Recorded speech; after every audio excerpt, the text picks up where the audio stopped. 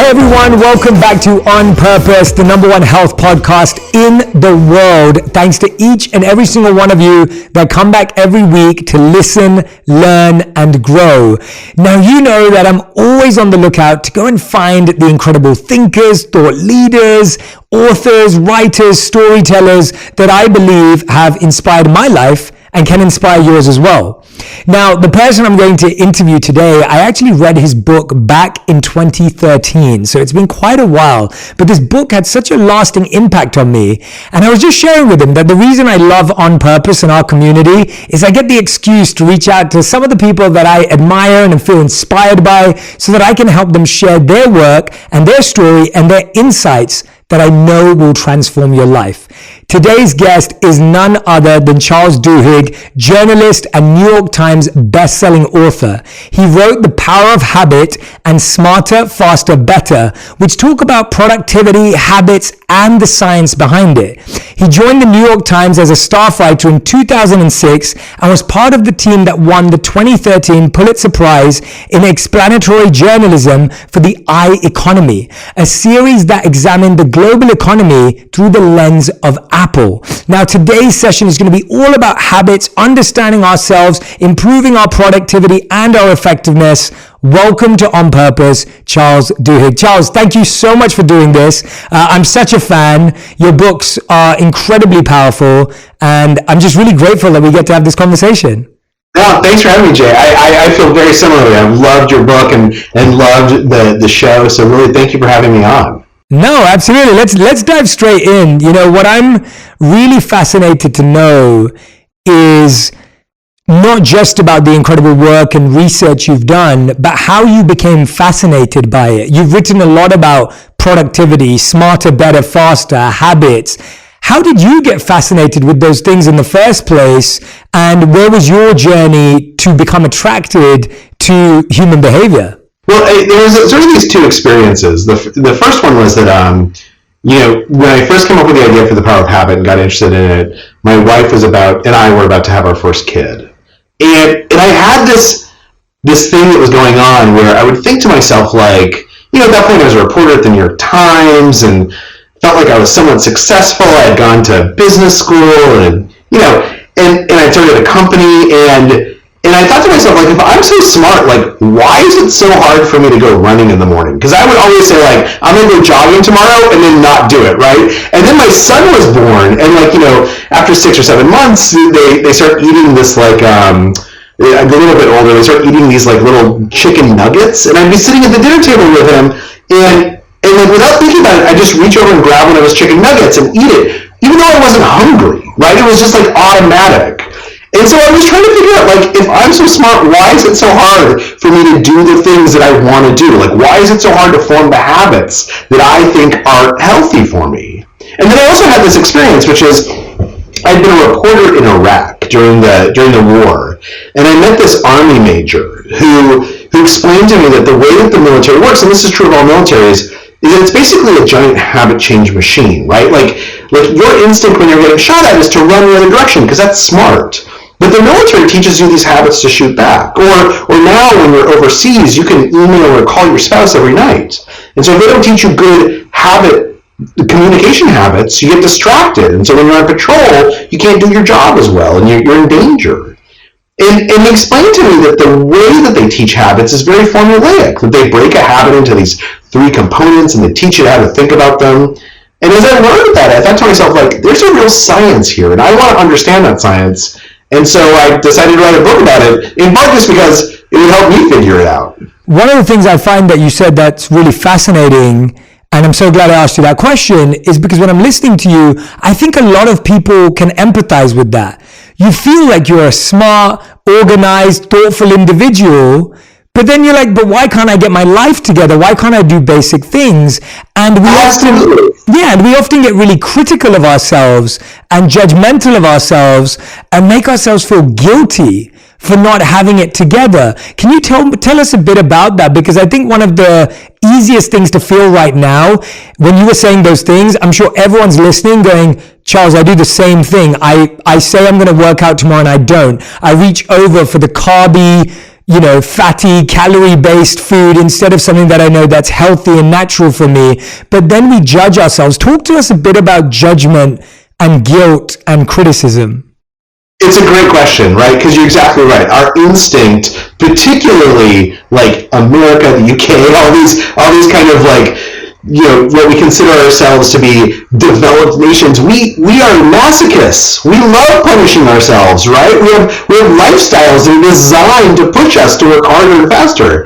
And to understand why that's damaging, you first of all have to understand how habits work. So we think of habits as one thing, but every habit is actually three things, right? There's a cue, which is like a trigger for an automatic behavior to start. And then the routine, which is the behavior itself. That's what we think of as the habit. And then finally, a reward. And there's a part of your brain known as the basal ganglia that looks for those rewards and tries to make any pattern into a habit. So it'll take cues, routines, and rewards and put them together in a little chunk. Because of that reward, it'll say, I want to make that behavior easier and easier and easier. So exercise is a great example, right?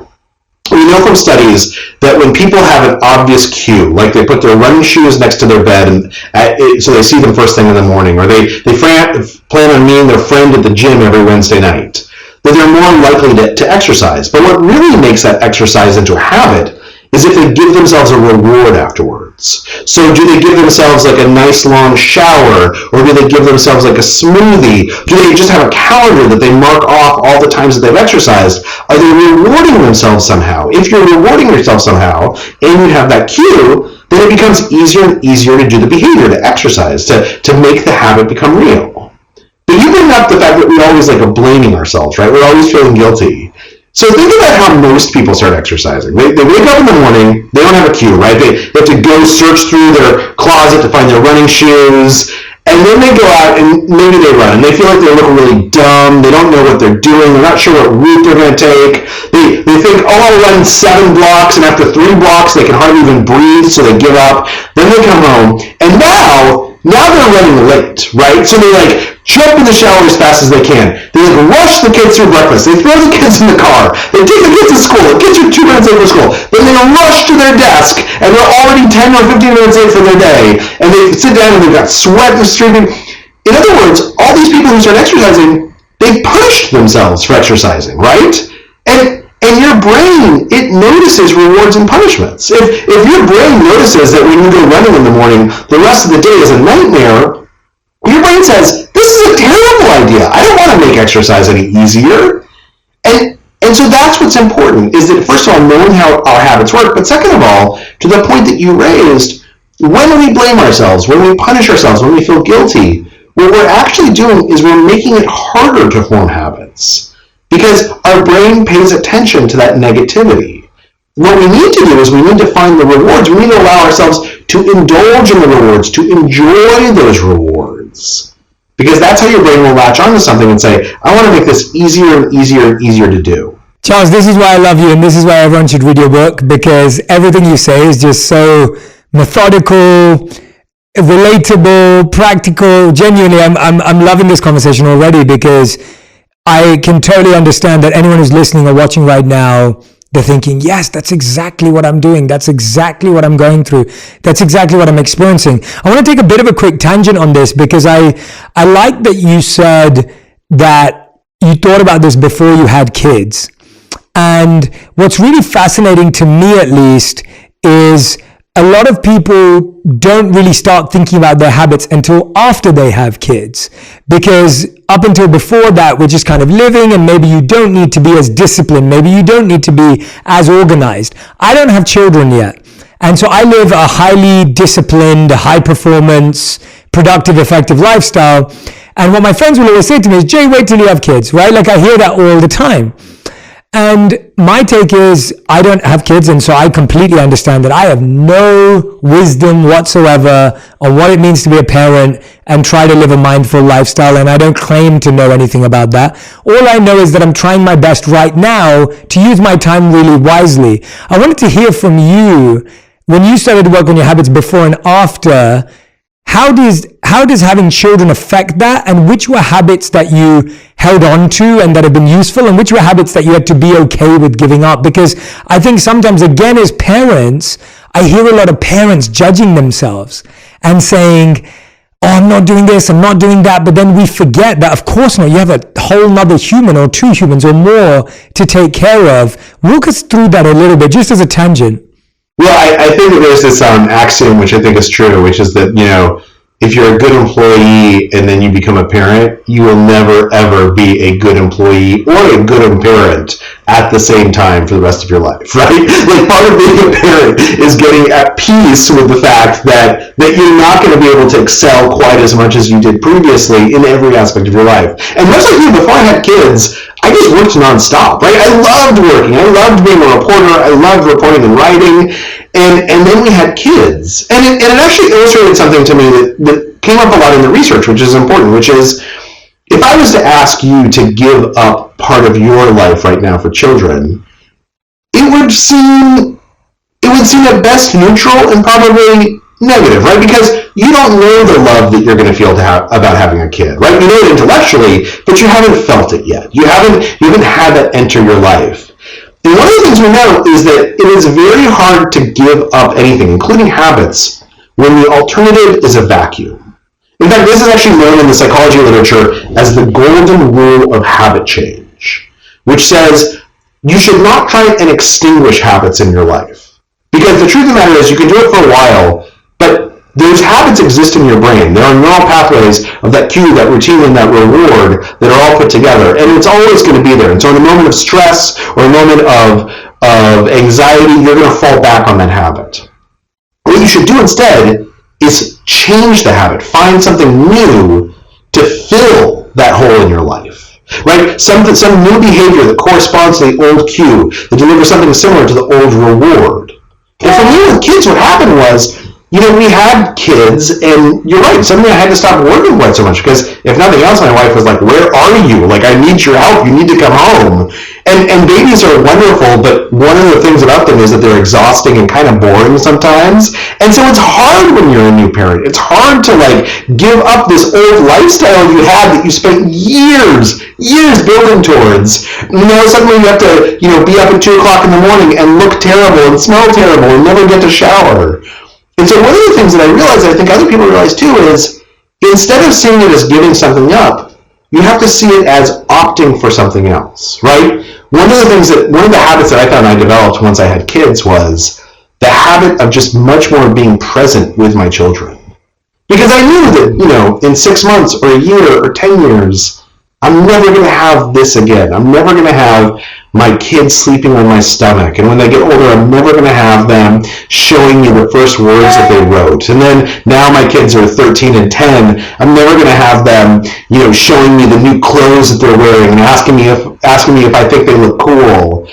And so this presence, this being present, this habit of mindfulness, of presence, which I think you have spent a long time cultivating, that's something that's new, I think, for a lot of people. It was new for me when I had kids.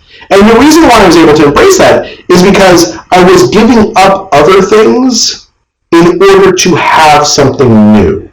I had this change my thinking about abandoning all these habits which I loved, which had made me successful, for a vacuum, and rather saying, look, I'm not going to be able to work until 10 o'clock at night anymore, right? I used to be able to sit down at my desk at 9 in the morning and power for 13 hours. Now I'm going to go home at 5:30. But it's not because I'm giving up this discipline I had before. It's because I'm opting for something else. And that's really important. When people are thinking about changing their own habits, they need to think about not just breaking a bad habit. They need to think about opting for something new that's better and healthier. Yeah, what a brilliant piece of advice. In the spiritual literature that I studied, the English translation, it was referred to as the higher taste. And it was the idea that you can only give up these lower tastes when you have a higher taste. And the idea of lower and higher being vibrational and energy based. That when you first start meditating, it's boring, or it doesn't work, or it doesn't make you feel happy. But as you develop the higher taste, you start to like the vibration and the energy that you experience, as opposed to this lower distraction. And the same applies in a practical way. I remember when my wife was worried about the amount of sugar I consumed. So I grew up in a home, and my community knows this well, where I ate 4 chocolate products a day: a chocolate biscuit, a chocolate bar, a chocolate yogurt, and a chocolate ice cream. And I ate that my whole life. And then when I was at university, I got through university by having, a bottle of Sprite and a chocolate bar every single day. So I'm so used to consuming high amounts of sugar. Now, I married a nutritionist and a dietitian and an Ayurvedic health practitioner. So my wife was highly worried about concerned about my amount of sugar intake. And so she was constantly trying to remove sugar from my life. But I would say to her that I was like, but I rely on it for maybe energy, or I rely on it for boosting my mood or performance or whatever it may be. And it took her a while. And I said to her, you need to help me find a replacement. I need a replacement. And finally we found it in dates. So dates have become a phenomenal, I don't mean dates with her, I mean food dates, and cacao nibs. So like cacao, raw cacao or monk fruit sweetened cacao has become a really natural form of sugar that gives me the same feeling and the same taste and the same comfort without a lot of the negative effects on my health that sugar has. And so having gone through that very practically in an area where I had somewhat of an addiction, it's really interesting to see how what you're saying is actually played through in my own life as well. Well, and I think one of the important aspects of what you just said is accepting that sometimes reaching that higher taste is a journey that has steps along the way, right? One of the things that we know about habits is that, take exercise as a good example again.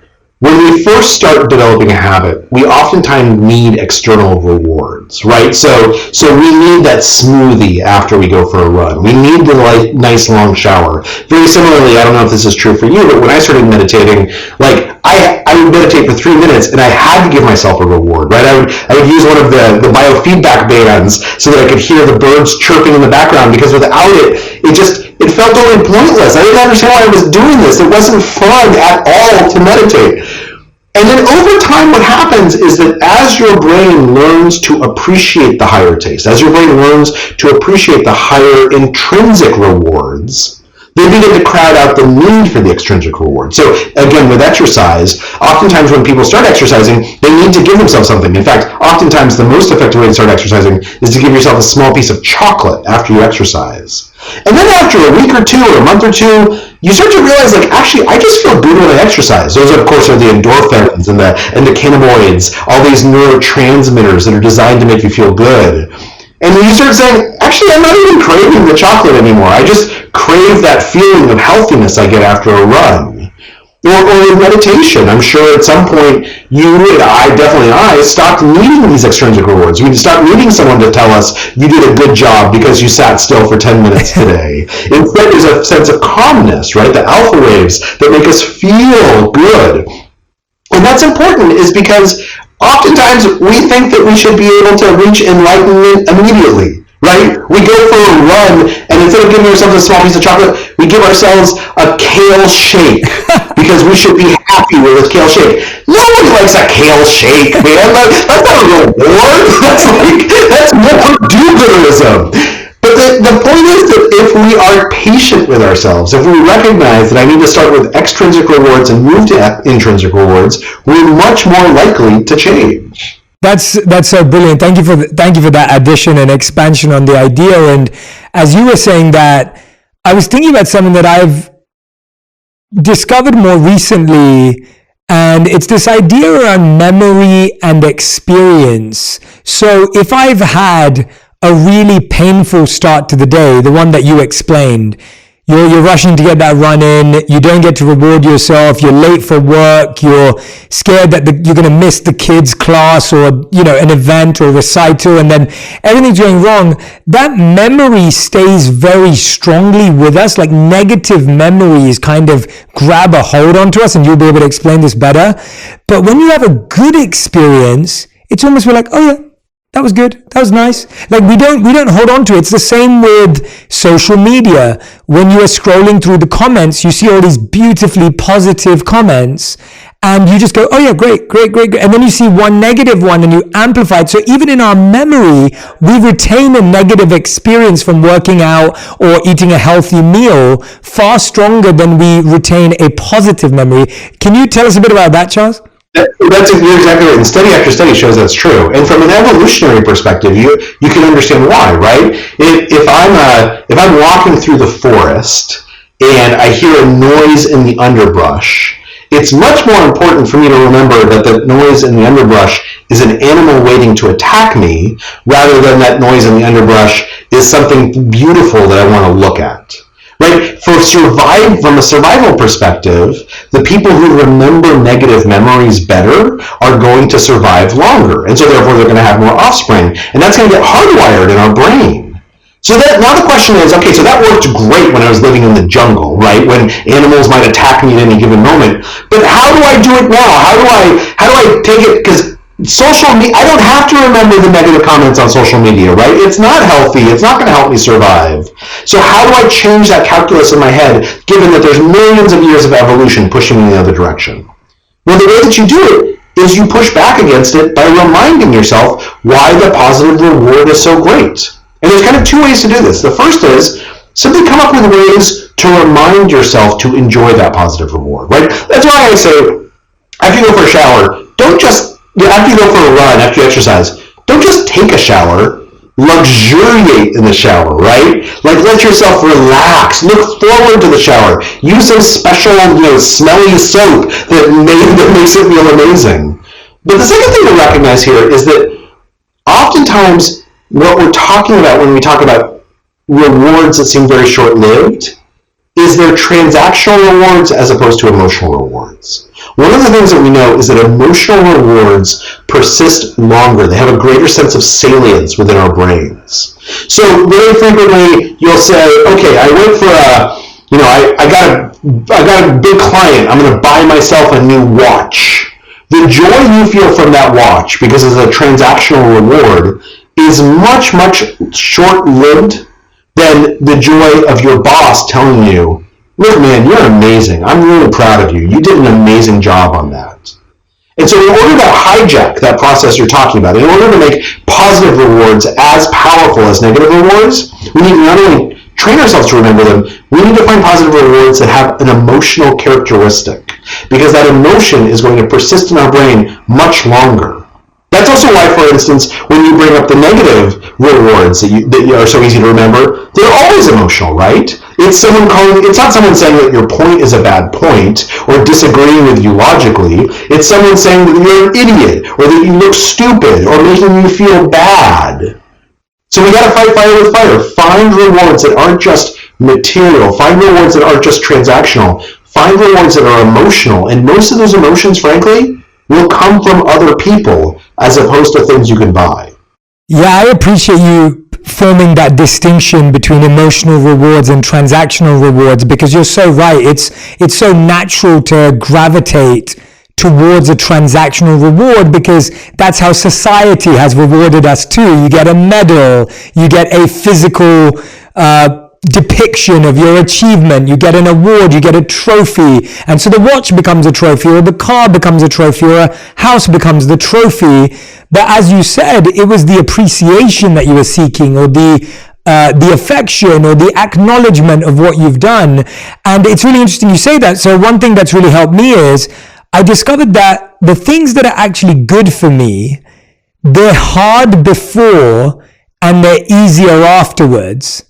And the things that are generally unhealthy for me feel great before and feel terrible afterwards. So taking your example of going to the gym, when I wake up, it's unlikely that I want to run to the gym. I've become better at it and I go to the gym 4 or 5 times a week. But there still may be a morning when I wake up and say, I think I need to take it easy today. But I push myself to go, and when I leave, I go, I'm so happy I went. And I'll come home and I'll say to my wife, I'll say, remind me of this moment that I told you that I'm so glad that I went. And every time I tell you in the morning that I don't want to go to the gym, remind me of this, that when I come home, I'm always beaming, I'm full of energy and full of vitality and life. Please remind me of this. And it's almost like that human reminder from her is all the emotional reward I need to remember that physical, emotional, tangible effect that going to the gym has on me, or eating healthy. Absolutely. And it works the other way around too, right? Like when I go to dinner with my wife and there's like some creamy pasta dish on the menu, and I'm like, oh man, I'm starving. Like that sounds so good. And then I eat it, and I tell my wife, like, next time just remind me, I feel terrible after eating this. Like I feel so gross. And you're exactly right. And in fact, within psychology, there's a really interesting science known as implementation intentions, which basically says, look, at the moment when you have to make a decision, oftentimes that's the worst time to make a decision because there's so much going on inside your head that's going to nudge you one way or the other, right? Everyone knows this. If you go grocery shopping when you're hungry, you're going to buy crazy, crazy things, right? You're going to spend way too much money.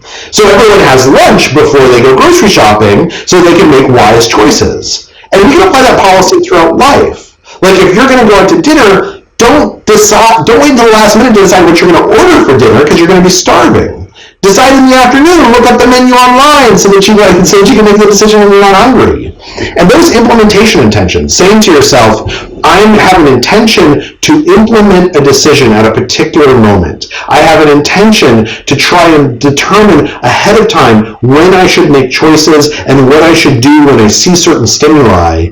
That is how we gain control over our behavior. It's kind of unfair to ask yourself to be a saint all the time, particularly when you're surrounded by temptations. It's a lot easier to be a saint and decide to be a saint when the temptations are removed, because then when the temptations come along, you've already made your choice. Yes, so well said, so well said. I think one of the biggest things that affects a lot of people who may be listening to this are this idea of, well, especially because you brought up decision making, Charles, the idea of procrastination and overthinking. And that seems to be a huge challenge in our society today because the level of information analysis and overload that we're dealing with is so high. I read a study a few years ago that said we experience, through the news, social media, we experience more tragedy in 24 hours than we used to in our whole lifetime 25 years ago.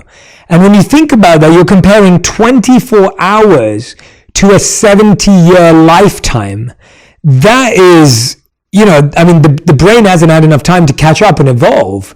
And so there's glitches and there's mistakes. And so that procrastination and overthinking, again, is very normal and understandable. What have you found to be some of the best techniques? If someone's listening right now and saying, Charles, I agree with you, but I just try and put off decisions completely. Like I just try and make no decision because that's easier for me to not think about it. But then I get more scared because I haven't made one. And then I get lost in overthinking in the cycle of procrastination. So there's been a bunch of research that's been done on procrastination and overthinking. And some of my favorite research actually comes from Dan Ariely, who's a behavioral psychologist. I love Dan too. He's a great author. And so one of the things that Dan's experiments have shown is that when people talk about procrastination, when they talk about overthinking, about avoiding making a decision, what they're really talking about is they're talking about the first step, right? Once you take the first step, it's usually pretty easy. And this is true of many, many things, right? Once you're in the gym, it's pretty easy to work out. It's the getting to the gym part that you put off again and again and again. Once you've decided that you want to, go on that vacation, it's pretty easy to figure out like which flight you're going to take. It's the decision of going on the vacation. And so the question isn't, how do I do this entire task? The question is actually, how do I make it easier for myself to take the first step? And there's basically two things that help us with this. The first is, make that first step as small as humanly possible, right? If you're talking about going to the gym, if you're talking about exercising, don't sit down ahead of time and figure out what the next 3 months of workouts are going to be like. Instead, make that first step simply to say, look, I'm just like, I'm going to have my gym clothes in the car. The first step is literally all I have to do is get in the car, turn on the ignition, and get out of the driveway.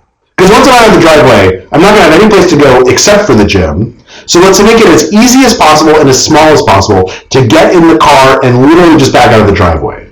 Number two is, how do I reward myself for that small step? Now, most of the time when we think about going to the gym, we say like, oh, I'm going to put off the reward until I've done the whole workout. Or if you're really a masochist, you're like, look, I'm going to train for a half marathon, which is, I train for half marathons. I'm going to train for a half marathon. I'm going to put off the reward until I run the race 12 weeks from now. That's not going to work. Like, what you need to do is you need to get that reward as fast and as early in the process as possible, even if it's just a small reward. So if it's a matter of backing out of the driveway, it can be as small as just feeling good about yourself for backing the car out of the driveway. You've accomplished what you needed to do today. If you get to the gym and you work out for 4 minutes, that's okay, because the entire point was just to get to the gym. The question people should ask themselves is not, how do I make procrastination less of a presence in my life? It's, how do I take a decision that I'm avoiding, make it as small as possible, and then reward myself for that first step? Because if you can teach yourself to do that, everything else is going to take care of itself. That's brilliant. And you also talk about positive procrastination, right? Like, you talk about the idea that sometimes some of our best decisions are made when we create a bit of a distance and allow ourselves to procrastinate and overthink, which I think is such a unique and powerful way to think about it, because we've been taught to believe that people who make the decisions quickly and effectively and now are the most smart people. And what you're actually saying is, well, no, procrastination can be a really healthy, positive thing.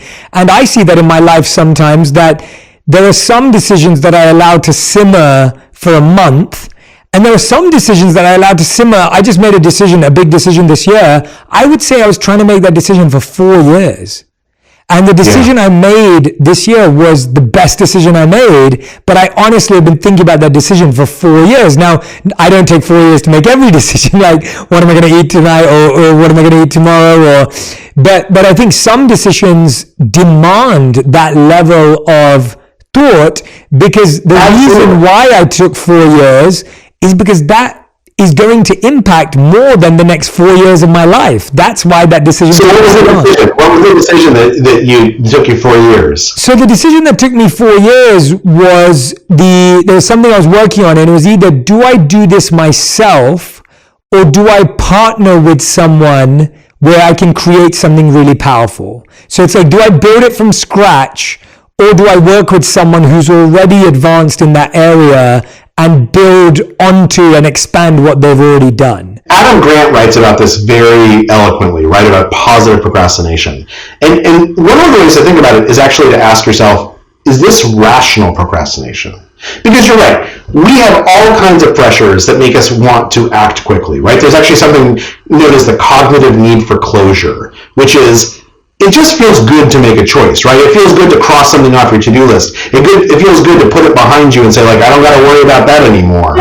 But oftentimes, there's a very rational reason not to make that choice. Sometimes it's just you need to sit with it for longer to see how you really feel. Sometimes it's that you need more information. Sometimes it's that actually making the choice right now would screw everything up, because I know that there's going to be other opportunities. I know that there's going to be ways to have seen this situation in different ways, and if I'm locked into one viewpoint, it's going to be hard for me to see other opportunities.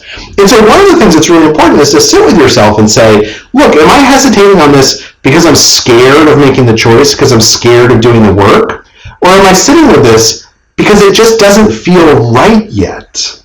And that rational procrastination is one of our most powerful instinctual tools for knowing, without knowing it deliberately or consciously, when we're ready to make a choice.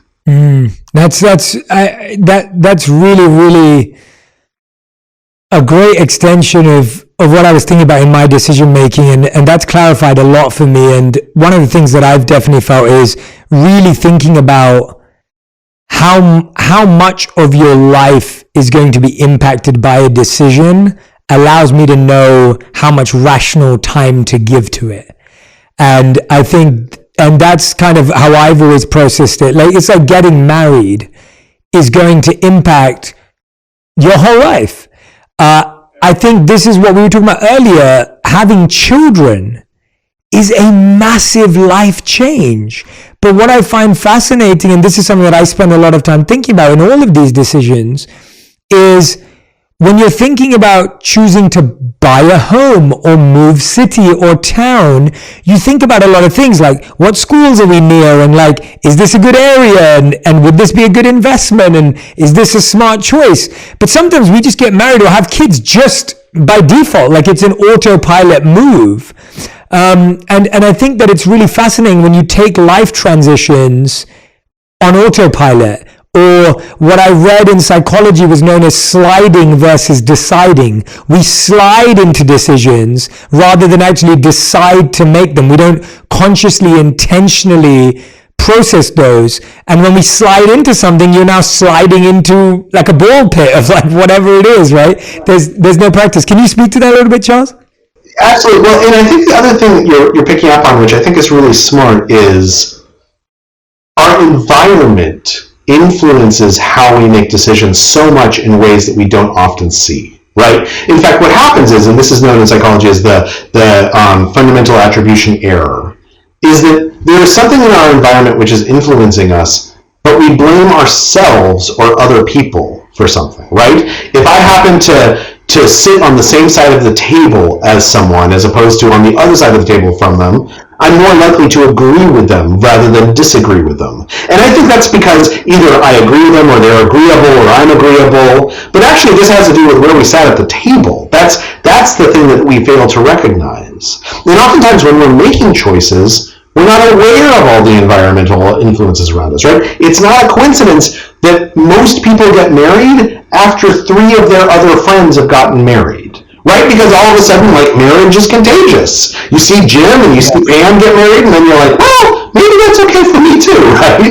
Same thing happens with kids. And so one big question, and this is kind of the focus of my second book, Smarter, Faster, Better, one big question is, how do we build the habits that force us to slow down and think more deeply about the choices we're making when thinking deeply is hardest? Right? Either because we feel like we're in a panic, or we feel like there's a lot of pressure, or there's things that are happening around us that are happening very quickly. How do we force ourselves to slow down and make more deliberate choices in those moments? And the answer is, you just build habits to do it. More importantly, you build what are known as cognitive routines. You build these almost like tripwires in your life that force you to slow down. So for some people, for instance, this can be as simple as saying, before I make any big choice, I always have to call my spouse and talk it through with my spouse.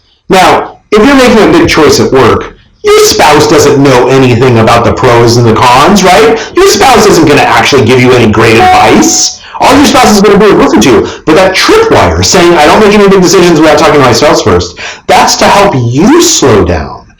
Force you to explain the pros and cons to your spouse. Force you to make sure that you're seeing everything from every perspective. These tripwires that we build into our lives, they are the things that let us think more deeply, particularly when thinking is hard. And they are ultimately habits. Yes. A reminder I like to share with people is that you're not ahead or behind.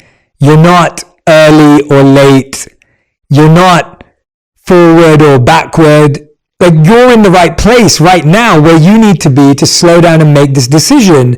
And when we start making decisions based on, I'm missing out, they're doing it, we're so late and behind, now all of a sudden you're completely working against what you just said, which is finding that space and time and silence and stillness to say, where do I want to move, and how do we want to move, and what decisions do we want to make? And I'm so happy with the way you're explaining them through science, because I think we hear these affirmations, we hear these ideas often, but we don't realize that they're actually based in how our brain works.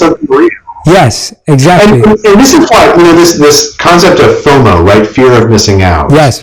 You have to think about, how do I protect my environment so that I know that these forces aren't influencing me. Right? I mentioned before that the fundamental attribution error is that we mistake something in our environment for something that's internal to our character.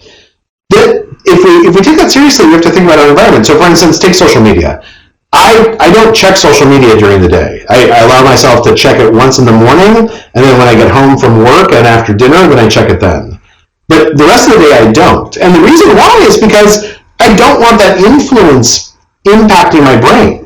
Like, I find that it distracts me. I find that it emotionally manipulates me, right? I see something about Ukraine, and then suddenly for the next 15 minutes, I can't get any work done because I'm obsessing about what happened on a battlefield. Where obsessing about it at that moment does not make it better. It doesn't change the facts, right? In fact, if I put it off to thinking about it that night, maybe I can make a donation that actually helps.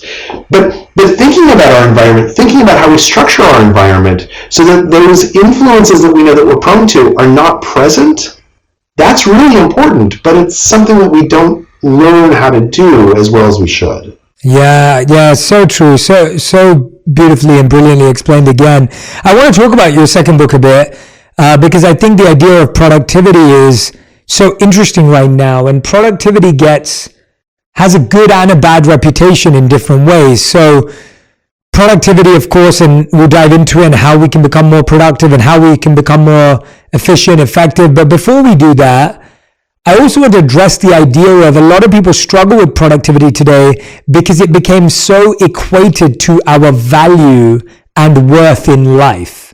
So the reason why some people are questioning whether productivity is a good metric of anything is because they say, well, I don't want my value, or I don't want my worth to be based on how productive I feel I am. So I just want to address that before we dive into it. Now, the caveat to that is I consider myself a highly productive person. I consider myself a high performer. I had to make a really interesting decision a few years back, and I realized something very clearly when I don't think I had all the best habits that I could potentially have. And the question I asked myself was, I either have to slow down if I want to keep doing what I'm doing at a high level, or I have to improve my health habits. Like, those are my two choices. I was like, if I want to keep doing this for a long time, and I want longevity, and I want to serve, and I want to make an impact, and I want my work for many, many decades to support people and serve people and help people, then I'm going to need to either slow down, because otherwise I'll burn out, or I need to up my health game. And I chose the latter because I was fascinated by, well, what can I do to perform at a higher level and maintain, but still take breaks and manage?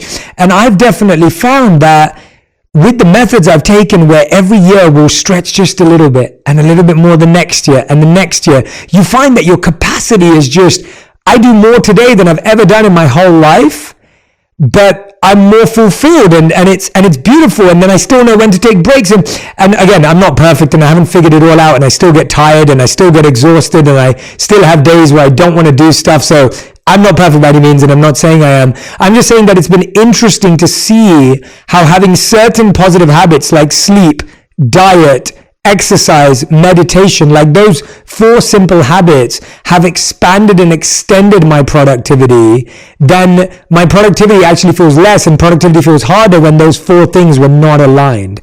Again, I don't have kids, so I'm not saying any of this is like advice. I'm just saying stuff that I'm thinking about and working on. So talk to me a bit about, Charles, about this idea of people getting scared about their productivity being how much they feel they're worth and how they value themselves. So I think it's a really, really good point. And I think you just illuminated the distinction here that's really essential, right? Which is productivity is bad when it's defined by other people for us. Right? If I said to you, Jay, like, you are not productive unless you make $1 million this year, and you run 3 marathons, and you write 2 books. That's not productivity, right? Like, that doesn't feel like productivity to you. What productivity really is knowing your goals and being able to achieve them with less stress and strife, not making yourself miserable along the way. So what's important here is to say, I'm going to be productive based on the goals that are important to me, not the goals that are important to other people, not the goals that are important to society. So from an outside perspective, I might say, look, Jay, if you're sleeping 8 hours a night and you're meditating and you're exercising, like that is not productive, man. Like you could sleep 6 hours a night, and that meditation, like cut that down to like just 5 minutes a day, and you've got some extra time to get some work done, right? But what matters is not what I think is productive for you. What matters is you being able to think about what's productive for you and being able to achieve that. So you know that a productive day includes meditation, it includes sleep, it includes feeling good about yourself. So the first question that we have to do is we have to sit down and say, what does productivity mean to me based on what I want? And acknowledge that might be different from day to day and place to place. A productive Wednesday might be one where I get the kids out the door and I'm at my desk and I'm replying to emails. And a productive Friday might be one where I walk the kids to school and we get to talk to each other and I learn what's going on inside their life. And I don't do any emails because I spend my time with my kids.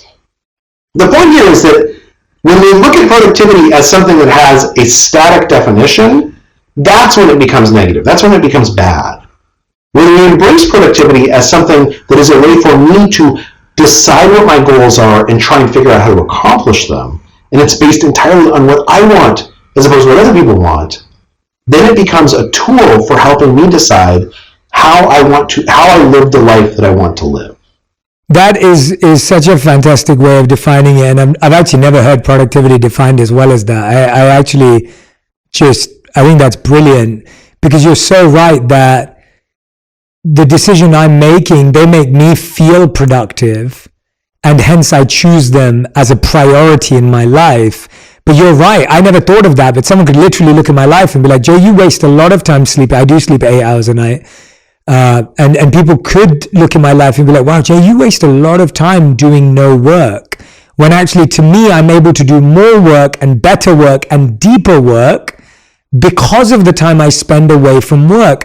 And as I was saying, I think, one thing that's really interesting to me, someone asked me recently what I thought was the most important skill to develop. And I thought about that, and I thought about it again, and I really reflected on it. And the closest answer I've developed so far at this stage in my life is the biggest skill that I've learned, or I believe that I've had to try and develop and continue to develop, is to do things that are good for me even when I don't feel like them. And because I think that a lot of what is good for you, you won't always feel like doing it, in my experience at least. I don't feel like eating healthy all the time. I don't feel like exercising all the time. I don't feel like meditating all the time. I don't feel like doing something, but I know that when I do it, it creates great joy, nourishment. And me and my friend recently, we're talking about this idea of what makes you feel good versus what makes you feel nourished. And we were going back and forth about the idea of like feeling good is great. There's nothing wrong with it. But when you feel nourished, it's wholesome, it's fulfilling, it's so powerful. And we were saying that we're trying to make more decisions in our life where we feel we're being nourished more than just feeling good in the moment, because feeling nourished does make you feel good. So I would love to hear your thought process around that, because I think what we often look at is people say, well, I don't feel motivated to do that, or I don't feel inspired to do that.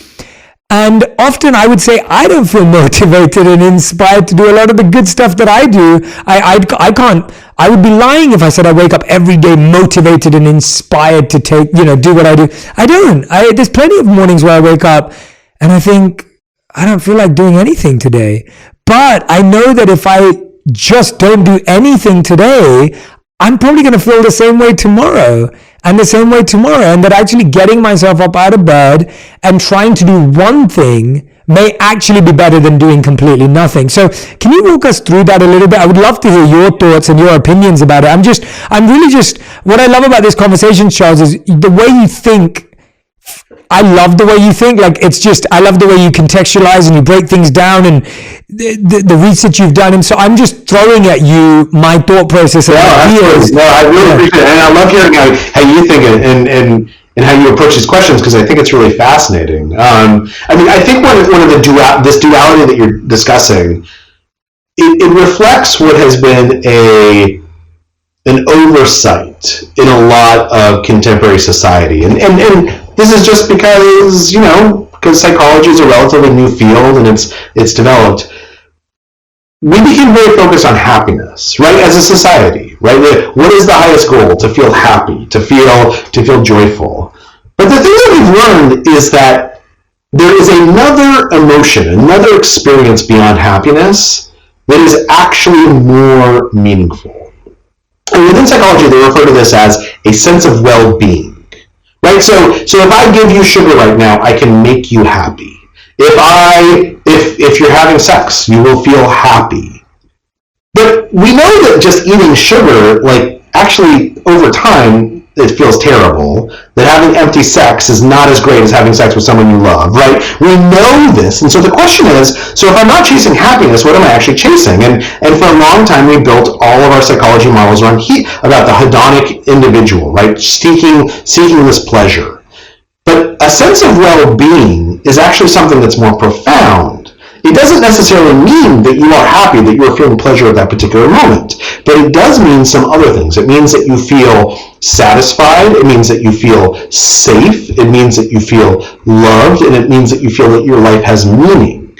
And if I can give you those four things, what we know is that you actually will feel much better than if you just feel pleasure or if you just feel happy. I cannot actually be happy over the long term without a sense of well-being. But I can certainly have a sense of well-being and not feel happy all the time. And that's okay. In fact, we know that that's meaningful, right? The most meaningful thing that's happened to me in the last 5 years is that my father passed away. That certainly was not happy in any way, but it was deeply meaningful. It was deeply contributed to my sense of well-being, to remind myself of my family and my love for him and what he gave me. And so if we reorient ourselves away from happiness and towards creating a sense of well-being, then suddenly all those questions you just asked, like, should I wake up this morning? Should I get out of bed? Should I make this decision? Should I eat this thing? Should I exercise? All those questions become much easier because now our goal is well-being, right? Made up again of a sense of safety, a sense of meaning, a sense of satisfaction, a sense of having a community with other people. Those become much easier decisions to make because getting out of bed, it's not about whether getting out of bed makes you happy. If you don't get out of bed, you're not going to have a relationship with your wife. You're not going to earn money. You're not going to feel safe. Your life doesn't have any meaning. Now suddenly the decision to get out of bed is much, much easier because you're not chasing pleasure. You're chasing well-being. So well reframed, especially with the idea of getting up out of bed. If you're seeking pleasure every day, it will feel almost impossible. But that idea of well-being is so strong. And one of the things that we've mentioned today, but I want to dive into, there's a couple more things. One is this idea of we try to have long-term feelings about something based on short-term experiences. So we'll say something like, I will never, ever miss going to the gym ever again, right? I will never, ever eat something unhealthy ever again. Like we make these really big, broad statements. And the truth is, and this happened to me last week. So I was having a really healthy week. I was traveling, and I've been really trying to master the art of living healthy when I travel, because it's really easy when I'm back at home. But last week I gave 3 keynotes in 3 different states. I was on a plane every other day, and I was really trying last week to be conscious because I've been really working on my health. And so I was thinking, okay, I need to eat healthy. And so I was researching like where I could eat and plan and all this kind of stuff. And it went great from Monday to Friday. Now on Friday, my flight was delayed by 2 hours. And then when we got on the flight, we were about to take off, but then they brought us back to the gate because they said there was something wrong with the cabin pressure. We then waited another 2 hours in the plane. And then they said, all right, we're going to take off again. We were about to take off. And then they said, no, the cabin pressure is still an issue. So we went back to the gate and waited another 2 hours. So now it had been 6 hours in total. And I'm sitting there, and now we get 2 hours later, they take us off the plane because they can't fix it. And then it takes another 2 hours for them to onboard us to another flight. So it's been around 10 hours at this point. I've now missed my next 3 connecting flights. Now, when we go back into the terminal for those 2 hours, I go and buy Sour Patch Kids, a bag of chips, like every single thing at this point that I've been trying to avoid the whole week. And I eat my bag of Sour Patch Kids very happily. I eat my bag of chips. I'm about to go and buy myself a burger and fries as well at the airport. And I do. And I loved it. It was great. Like I wasn't sad about any of it. I was like, this is great. Like this is what I needed to do with the last 10, 12 hours. And I feel lucky and privileged enough that I could eat, right? Like because that was a privilege in and of itself. Now here's the thing. If I had said to myself, Jay, you can never ever eat Sour Patch Kids ever again in your life, and then that happens, I feel like such a failure. And I did that to myself for a long time where I made these big, bold statements and then I felt like a failure again and again and again. So how do we plan for failure? Because it is actually more inevitable than it is avoidable. I don't think there's anyone who's ever set a resolution, set a new plan, set a new schedule that has ever kept to it word for word, yet we still hope and we pray and we assume that we're going to stick to our plan exactly as it is. And I don't even think the most disciplined people in the world do that. No, of course not, right? How do we accept that we will inevitably fail and that's okay and that's part of the journey? So this is another question that comes from how our brain evolved and how it's working in today's world, right? We tend to remember things episodically, right? So if I ask you, Jay, who are you? You would answer this by telling me 3 or 4 big values that you live your life by. If I ask you, tell me about your wife, you're going to tell me what her job is, or you're going to tell me about the time you met, or you're going to tell me about what your wedding was like. We tend to remember things and describe things in terms of stories, and because stories always have pivot points, right? There's a beginning, a middle, and an end. There's where the plot twists. There's a character, and that's great. That helps us remember things. But we don't live stories. We live day to day. We live waking up, and 90% of our time is spent taking a shower and going to the office and doing these things that we don't really remember at all because we don't have to remember them. Because again, in a state of nature, when the boar is charging at you, it's a lot more important to remember what the path looks like where the boar lives than to remember all the paths where boars don't live. So as a result, because we think this way, because we think in stories, we need to recognize that. We need to say, like, my instinct is to say these grand things, to say, I'm never going to eat again. I run half marathons. I work out 3 times a week. Because that's a story I can tell myself that helps me remember who I am. But the way I actually live is day to day and minute to minute, and sometimes I get off track from that story. And that doesn't mean that story isn't true. That doesn't mean that story doesn't work anymore. That doesn't mean that I've changed. It just means that the story of my life is much bigger than the story I tell myself and others.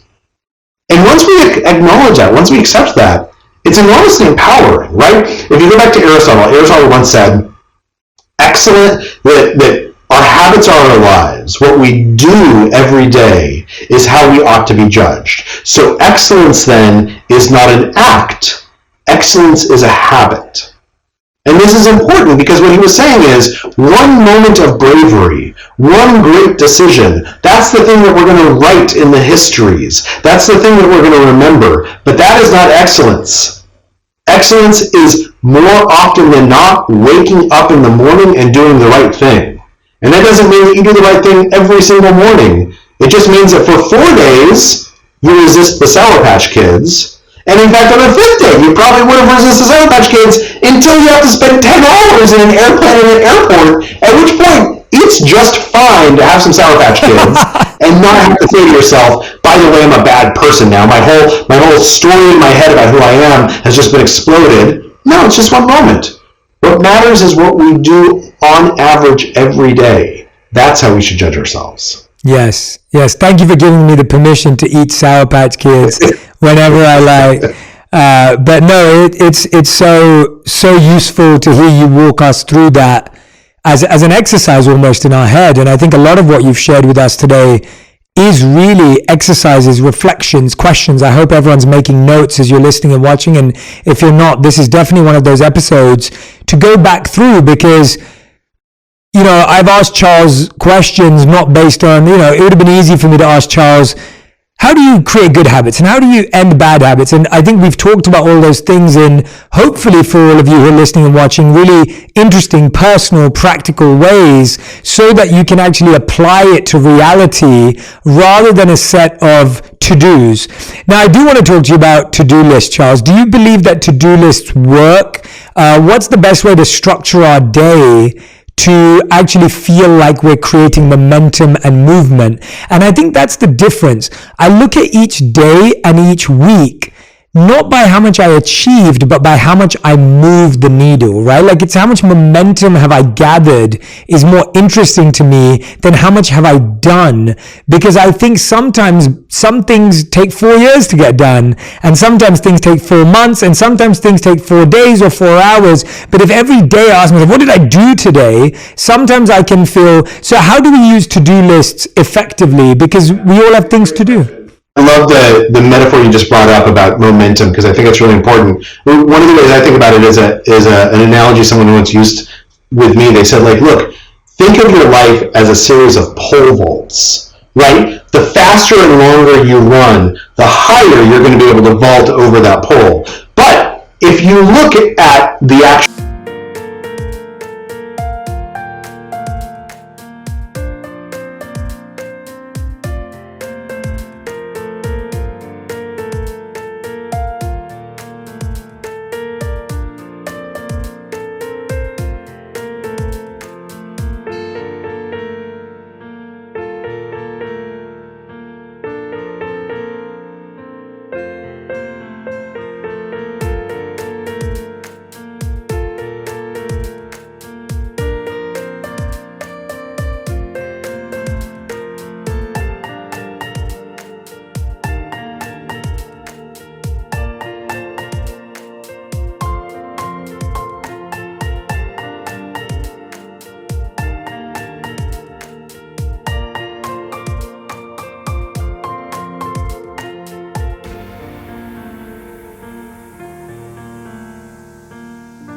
event, that person could be running for 3 minutes before they spend 10 seconds flying into the air. And so at any point along there, you could say, why the heck are you running so long? Like, this doesn't seem like it's a good use of time.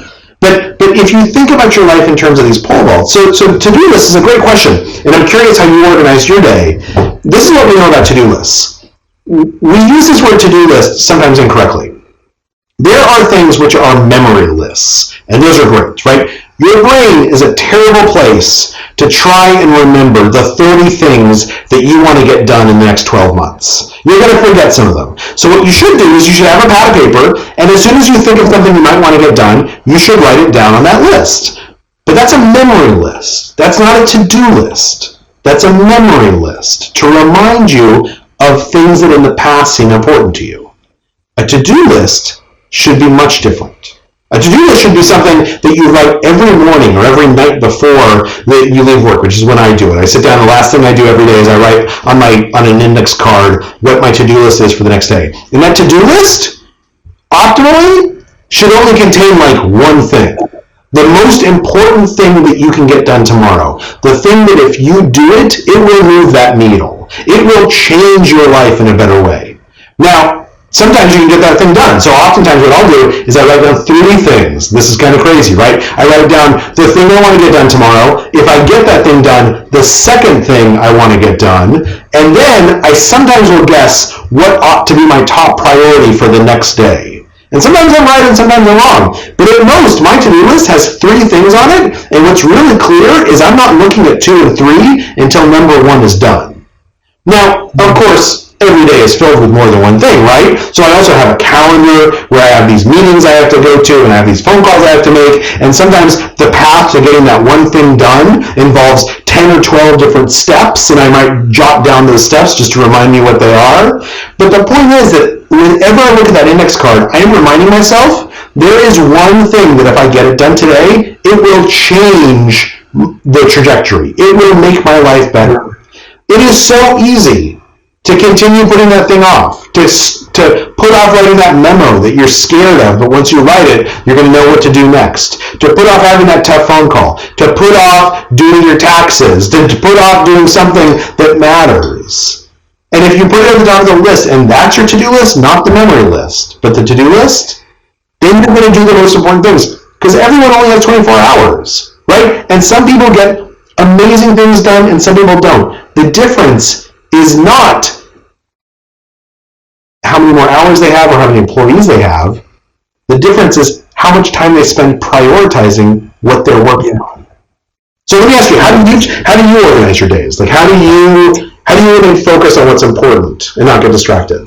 Yeah, it's a great question. So a few things that I've used is I read a study that said you can't be effectively creative and logical at the same time or back to back.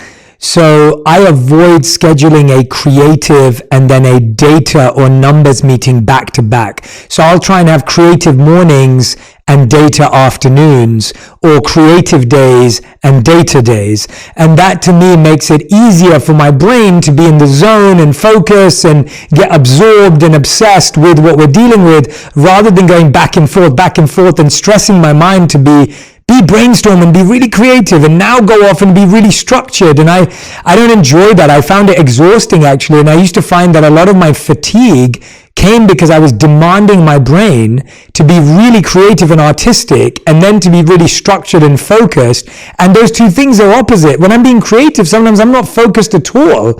And that's what's good about being creative. And when I'm trying to be focused, my creative mind is not useful. I just want to be able to get something done. So I use what I call efficient and effective days as well. I'm like, okay, this is an efficiency day, which means doing lots of meetings, getting lots of stuff checked off. And then I have an effective day where it's like, all I need to do is come up with one idea for the next chapter of my book. All I need to do is come up with a new vision or a new strategy that I want to create for one of our companies. And so those are effective days where I don't have to do a lot. I don't have to achieve a lot. I just have to do one thing, as you said. And the efficient days are, oh yeah, I had like 7 phone calls. I checked that meeting off. I did those reviews, like stuff that just I can do easily, and they're back to back to back. And so I've tried as much as I can. By the way, again, not perfect. We get this wrong all the time, but that's what I'm pushing towards is always pivoting my schedule to be creative and logical days, efficiency and effective days. And the final one is giving myself a sense of, I always plan everything from rest to lunch to dinner to breakfast. So everything exists in my schedule. I believe if it's not in my schedule, it won't happen. So even lunch is in my schedule every day, and I will try as much as I can to pause and break and actually eat at that time, because I found that I used to miss meals, and then I would feel bloated, and then I would feel gas, and then I would feel inflamed, and then I would feel exhausted. And then I couldn't do it the next day. And so I started realizing that a lot of structure, at least 5 days a week, I would say this is a Monday to Friday thing, was really powerful for me. And it's stuff that I'm still tinkering with and playing with. What I love about that is that one of the things I hear you saying is you're deliberate in your goals. Yeah. Right? And we know that this is a big part of creating that space and those cognitive routines to allow ourselves to think more deeply, which is to basically to take a step back and ask ourselves, what is the goal that I'm pursuing right now? Right? There's very often when we're in a situation, and because we don't understand the goal, we end up feeling frustrated and at a loss. If I'm with my kids and I'm thinking about work, then I don't know what my goal is. Is my goal to have a moment with my children and really bond with them?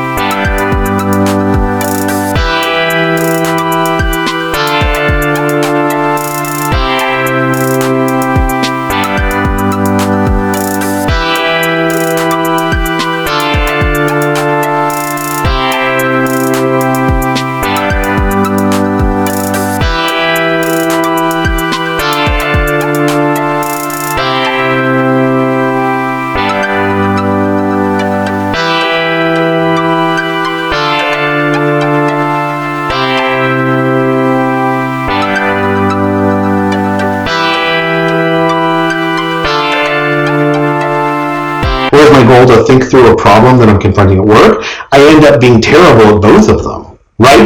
Because I'm distracted with my kids, but my kids are so distracting that I can't really think about work. And so I think, and you know better than I do, but my understanding is that part of mindfulness is actually just being clear about your goals, being clear about what is my goal at this moment. How do I be present, aware of what I want to accomplish or experience or feel, or what I want to do with my life right now? And the more we force ourselves to think about our goals, the more we're on that path to doing the deep thinking that makes us more genuinely productive, more genuinely happy, more genuinely a sense of well-being. Charles, what brings me joy is that this type of conversation is the reason I started On Purpose. Like this conversation has just been so deeply joyful for me, because this is the reason why I started this podcast, was to be able to pick someone's brain, pick someone like you and pick your brain. And I'm genuinely convinced that everyone who listens to this episode and watches this episode will feel like they can restart and reframe how they view habit formation, habit application, habit failure, and then habit longevity based on what you've said. And of course, I highly recommend everyone go and grab the book, The Power of Habit, because it's been such a powerful book in my own personal life for the last 8 years since I read it, or 9 years now since I read it. And anything that Charles does, not just that book, any book he's written, any work that he's done, highly recommend following Charles, because as you can see today, you're just a wealth of wisdom, phenomenal at breaking ideas down, making sense of things, making things really simple and easy to apply and understand and retain. And I couldn't thank you more. So Charles, we end every episode of On Purpose with a final 5 or a fast 5, where you have to answer each question in one word to one sentence maximum. So you have a one word to one sentence, like 140 character, 280 character limit. So Charles, these are your final 5. Are you ready? I'm ready. Great. Okay. What is the best piece of advice you've ever received? I think the best advice I've ever received is just do the thing that seems passionate to you. Beautiful. I love that. Worst piece of advice you've ever received? The worst piece of advice I've ever received. My dad told me to go to the University of New Mexico because I grew up in Albuquerque, New Mexico. I'm really glad I didn't. I love that. Third question. What's the first thing you do when you wake up in the morning?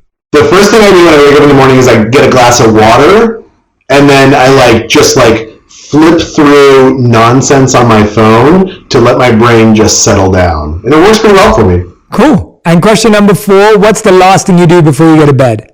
I read every single night. Nice. I love to read. Anything specific? So I'm a writer for the New Yorker now, so I read the New Yorker very often. Or I always try to have some novel that I'm reading. Nice. And it's just fun. I love that. And fifth and final question, if you had to choose one habit that everyone in the world had to practice every single day, what would that habit be? Okay, so let me caveat this, because every single day is hard, right? Some type of exercise. And this seems cliche, but I will say I've talked to researcher after researcher, and one guy said to me, if you could take what exercise did to your body and put it in a pill, every single person would take it every single day, right? And everyone listening knows this. And it doesn't have to be big. It doesn't have to be running a half marathon. It doesn't even have to be running. If you do 5 push-ups, you will feel better. So that's the habit that I wish I could give people. I love that. Charles, thank you so much for your time, your energy, for being so gracious with it and giving so much incredible thought. I mean, your energy just flowed through the screen. I always love sitting with guests, and often I struggle with interviews that have to be done digitally, but you brought the best energy. So thank you so much for being so present. And thank you for the show. I'm a huge fan of the show, and I really do think that your conversations and your ability to draw out of people insights and the warmth that you bring to it, it makes it so much fun to listen to, but also so so useful. So thank you for all the stuff you're doing. Well, no, thank you, Charles, and I'm excited to have you back on. So I know you're working on a new book. We won't say anything, but when that comes out, we'd love to have you back on, and stay in touch. If you're ever in LA, come and say hello. I'd love to meet you and love to connect and hang out for lunch or dinner or something. But genuinely, thank you so much, Charles. And for everyone who's been listening and watching, make sure you tag me and Charles on Instagram, on Twitter, on Facebook, on TikTok, whatever platform you're using, to share with us what resonated with you. What's a new habit that you're going to work on? Maybe your New Year's resolutions didn't work out and you're going to use this episode as a reset or a restart as well. So please, please, please do tag us, because I love to see what connected with you, what resonated with you, and what you're going to put into practice. Thank you so much for listening. Make sure you pass this along to a friend or family member.